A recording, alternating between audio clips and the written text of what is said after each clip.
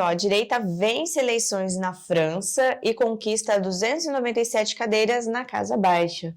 O primeiro turno das eleições para a Assembleia Nacional Francesa, realizado ontem, domingo, dia 30 de junho, resultou em uma vitória significativa para o Reagrupamento Nacional, RN, partido da advogada Marine Le Pen, frequentemente classificada pela mídia, e pela oposição como de extrema-direita, entre aspas. De acordo com o jornal Le Monde, Le Pen e seus aliados angariaram 33,2% dos votos, o que se traduz em 297 das 557 cadeiras na Casa Baixa do Parlamento. Esse número permite que a sigla indique um nome para o cargo de primeiro-ministro, como, por exemplo, o eurodeputado Jordan Bardella, favorito e líder do RN. Silvio. Pois é, o Macron é o grande derrotado, né, dessa eleição. Que ele mesmo convocou, né? Que ele mesmo convocou. Eu tinha falado aqui que ele estava fazendo uma aposta, né? Ele fez uma aposta quando ele convocou as eleições, assim que saiu o resultado das eleições parlamentares do Parlamento Europeu, né, em que a grande vitória foi de duas pessoas, do Jordan Bardella, né, e da Marine Le Pen, e da Meloni. A direita foi a grande vitoriosa naquela eleição, mesmo que não tenha composto a maioria, né? A centro-direita ainda é a maioria no parlamento, mas teve um crescimento muito grande da extrema-direita, dos populistas, né? Na direita de verdade, né? Reformista ou até eurocética, né? no parlamento. O que acontece? Na França, especificamente, o partido da Marine Le Pen, a Reunião Nacional, foi o partido que mais fez votos no Parlamento Europeu. Então ganhou a eleição.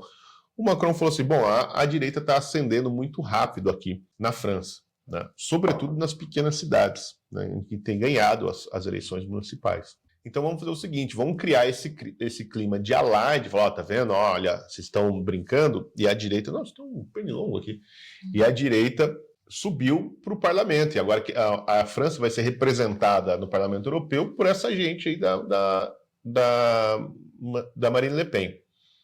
Ele fez uma aposta, eu vou dissolver o parlamento, que é o que ele, né, constitucionalmente pode fazer, e convocar novas eleições. E ele já tinha uma situação frágil, o Macron ele nunca teve maioria no parlamento, né? Ele sempre teve uma situação muito difícil, muito complicada, né? Tinha que compor com a direita, porque veja, com a esquerda, porque o partido Macron não é a esquerda francesa.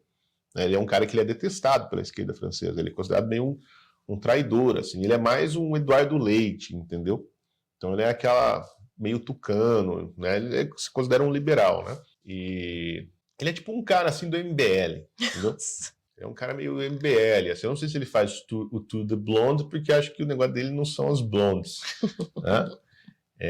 Mas ele é um cara assim bem né, nessa vibe. Bem a carinha do MBL mesmo. Assim, sim, mandadinhos. E o que acontece? Ele já estava fraco. Aí ele dissolveu o parlamento e falou, não, vamos fazer novas eleições sobre essa ameaça. Pessoal, vou botar medo na galera, que eles vão ficar com medo da direita, porque a direita está crescendo muito rápido. Né, e vamos reunir aqui, né, dar mais força para a esquerda e para o ensemble, que é o partido dele, né, esse partido dos liberais. E o que acontece, né, que ele fez essa aposta. E era uma aposta que, sim, estava meio na cara que ia perder, né? E perder. Podia, assim, funcionar, talvez, esse negócio do francês ficar com medo e dar um passo atrás, entendeu? Falar, não, a gente foi muito rápido nesse negócio da direita, vamos dar um passo atrás. Não, e o pior, eles mantiveram basicamente a mesma votação, que foi ali dos 33%, 34%, né? E estão ganhando a eleição. Tem um segundo turno dessa eleição legislativa, que agora sai um monte de candidatos, né, que não passam pelo corte. E aí o vitorioso escolhe o primeiro-ministro, né, que há grande chance de ser o Jordan Bardella. E o Bardella, ele tem uma coisa que é sensacional. Né? Por quê? Porque toda a política francesa é feita com base em nomes que são nomes do establishment. O Macron foi diretor do Partido Comunista, foi dirigente do Partido Comunista, né? Do qual ele saiu depois, né? Mas ele, assim, ele teve uma carreira inteira na política, desde muito jovenzinho, né? É um típico burocrata e tal, né?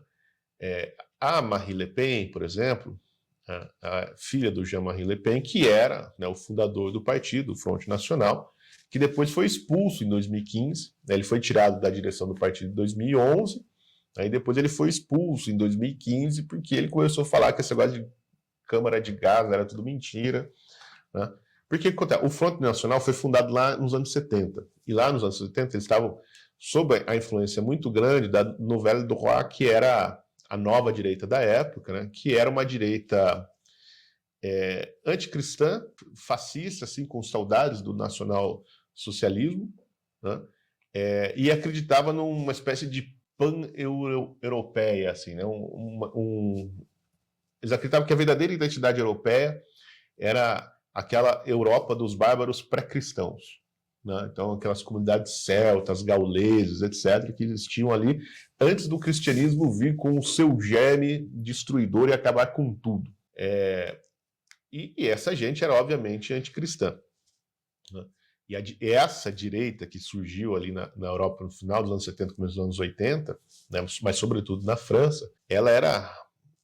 Parece até um pouco esse negócio do Dugin. Aliás, recomendo que vocês comprem um mínimo sobre o eurasianismo do Christian de Rosa, que está sensacional, né? É para vocês pararem de cair na conversa do Putin, né, e ficar apaixonado pela grande mãe Rússia, achando que a Rússia vai salvar o Ocidente das mazelas do George Soros, né? Se você acredita nessa balela, você é um otário. Então, para você deixar de ser otário, leia o mínimo do Christian de Rosa, que já está lá na nossa livraria, livrariabsm.com.br, né? Você acha o mínimo sobre o eurasianismo. Mas aquela direita era meio parecida com essa, porque ela tinha um negócio esotérico, místico, ficava acreditando naquelas balelas do Graal, né?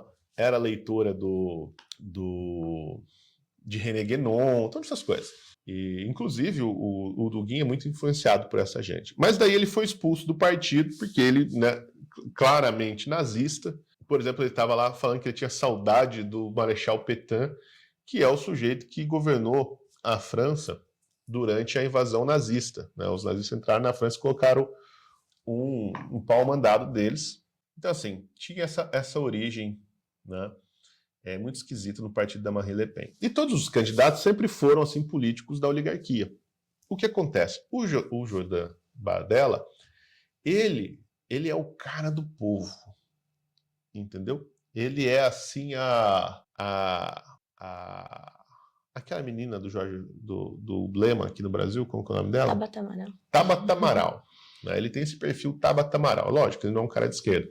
Mas o quê? Ele é um garoto pobre da periferia de Paris, sem profissão, abandonou os estudos para poder trabalhar em trabalhos assim,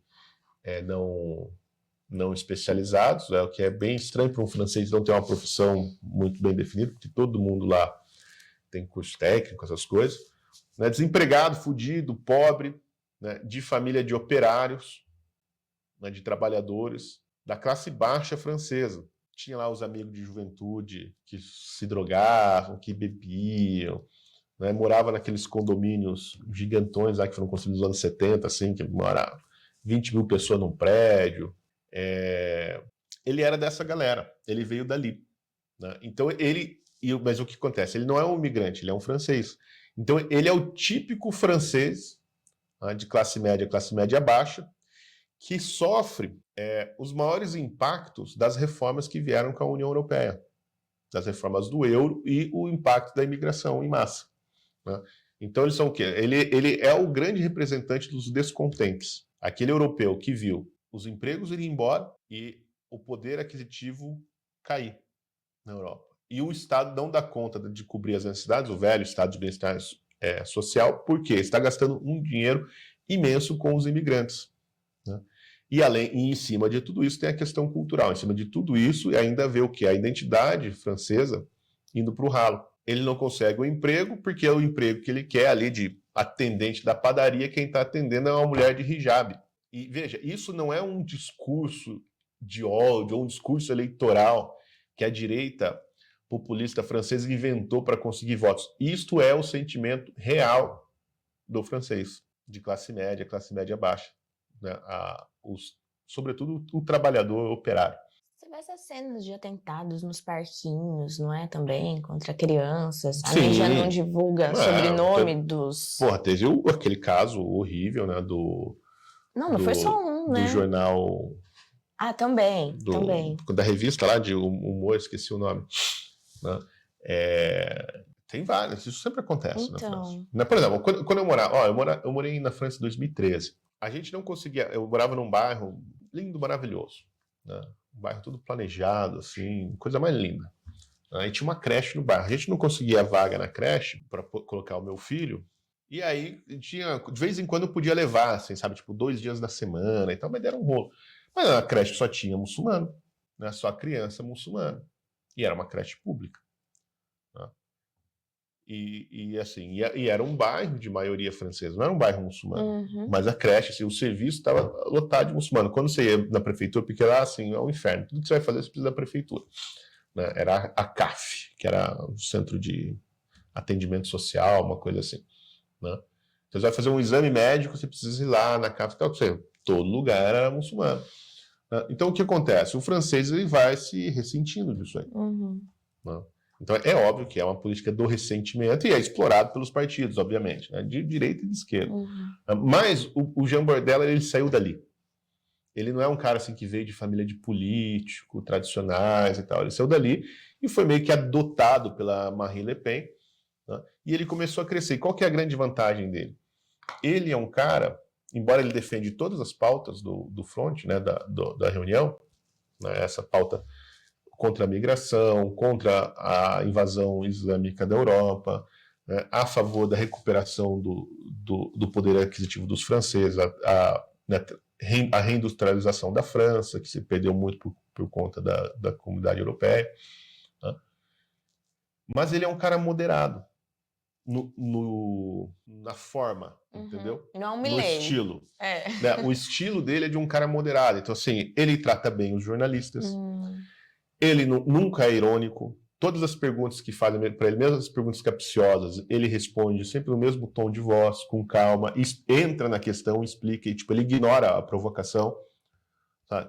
Ele não fica atacando os oponentes políticos dele como a Marine Le Pen faz. Ele trata todo mundo bem. Né? Ele consegue explicar as pautas, por exemplo, sobre a migração, de uma maneira assim que parece que ele está falando da coisa mais banal, assim, que não gera nenhuma polêmica. Né? Por exemplo, ele defende o fim do ius solis, que é o quê? A lei de cidadania francesa, né? Como ela é hoje. Ela é por sangue, mas tem o ius solis, que foi uma criação recente, que é o seguinte: o sujeito nasceu na França, filho de imigrantes, ele não é automaticamente francês, ele não tem a nacionalidade. O que acontece? Ele precisa morar pelo menos 5 anos na França, depois que ele fez 11 anos, ele tem que morar 5 anos seguidos na França, a partir dos 11 anos de idade. E aí, aos 18 anos, ele pode pleitear a nacionalidade francesa, mas ele tem que ter esses requisitos, tem que ter nascido no solo francês, ter morado a partir dos 11 anos, durante 5 anos na França, e aí ele pode requisitar a nacionalidade francesa. Então ele já falou que ele vai acabar com isso, ele explica por quê. E isso faz o quê? Isso corta o incentivo de imigrantes irem para lá, porque o sujeito vai para lá, tem um monte de filho, e aí esses filhos eventualmente conseguem a cidadania, a nacionalidade. Além disso, ele promete revogar as nacionalidades que foram dadas, né, para todo imigrante que está há mais de 1 ano sem um emprego, vivendo as coisas do estado de bem-estar social. Né? Então, ele também quer revogar isso. Né? E deportar os imigrantes que têm problemas na justiça, né? Os bandidos. Mas ele consegue falar isso sem causar paixão, ou se ele fala... Então, o que acontece? Ele trouxe um monte de eleitores de centro para a direita. Porque tinha gente que tinha medo do estilo da Marine Le Pen, porque ela, obviamente, tinha o pai dela nazista, né? Embora ela própria tenha feito um movimento para expulsar o pai do partido. Bom, é o pai dela, né? Então, ele trouxe essa galera. Né? E trouxe o quê? Trouxe o operário, que era assim, o eleitor do Partido Socialista. Né? Porque o pessoal do agro, né, os camponeses, vamos dizer assim, o pessoal rural, sempre votou na direita. Mas ele começou a trazer os trabalhadores. Né? Os descontentes urbanos, que é de onde ele veio, o pessoal da periferia, da favela, das comunidades, porque tem favela, tá, na França, vocês sabem, mas tem favela na França, dos cortiços, os projetos que eles chamam, né, os grandes projetos, que são esses condomínios enormes que construíram depois da Segunda Guerra, para enfiar um monte de gente lá, ele trouxe essa galera. Né? Então, assim, ele é um cara completamente diferente. Sem contar, assim, ele é um puta do comunicador, ele tem 2 milhões de seguidores no TikTok, que é onde ele aparece, ele fala. E aí a Marine Le Pen viu e trouxe o cara. Né? E ela pauta ele, ela assim, ensinou política para ele, mas ele tem esse tom moderado. Ele tem 28 anos, né? E ele tem tudo aí para ser o mais novo primeiro-ministro da França. E aí vai ser uma coisa muito louca. O Brasil vai sofrer também, porque eles são tudo também intervencionistas, né? Eles acham que assim, protecionista, tem que proteger a economia, sobretudo o agro francês, né? E o maior concorrente é o Brasil, então provavelmente o acordo entre o Mercosul e a Comunidade Europeia não vai sair se ele virar o primeiro-ministro, que ele vai certamente barrar, mas não dá para criticar, entendeu? Ele está obviamente defendendo os interesses do país dele, né, pelo menos de uma classe. Charlie Hebdo, é verdade, os caras falaram aqui. Uhum. O jornal que foi invadido por um psicopata muçulmano, esfaqueou todo mundo lá. Mas é melhor negociar com um protecionista, né, que ele sabe muito bem o que ele quer para o país dele, do que com essa corja do Macron, que ficam falando de chantagem. O Macron veio aqui para ver o pau gigante com o Lula lá na Amazonas, né? E aí fica chantageando o Brasil. Se você derrubar uma árvorezinha, eu não compro de você. E tal. Essa pelo menos é a galera que está cagando para isso. Pessoal, não, é muito claro, a gente não quer que você venda soja barata aqui, ou não sei o que e tal, e não interfira nos nossos mercados. Né? Então, né, há uma boa perspectiva aí para a França. E eles não são eurocéticos, né, agora. Eles são... Quer dizer, eles não querem acabar com a União Europeia ou sair da União Europeia como o Brexit. Eles querem reformar por dentro. A proposta dele, que eu não sei exatamente como faria em termos concretos, né, mas o que eles falam assim, que é possível ter uma União Europeia em que os partidos cooperem entre si, mas em que cada um possa viver à sua maneira, os seus costumes, etc. Não sei como. Pois é. Então não chegou assustando, né? Quem está assustado é a oposição. Que, olha, veja só. E o partido Macron foi o menos votado na eleição. Não é só que ele perdeu para a direita, ele perdeu inclusive para a esquerda e como diz o Bordella, ele será evaporado da política, o Macron.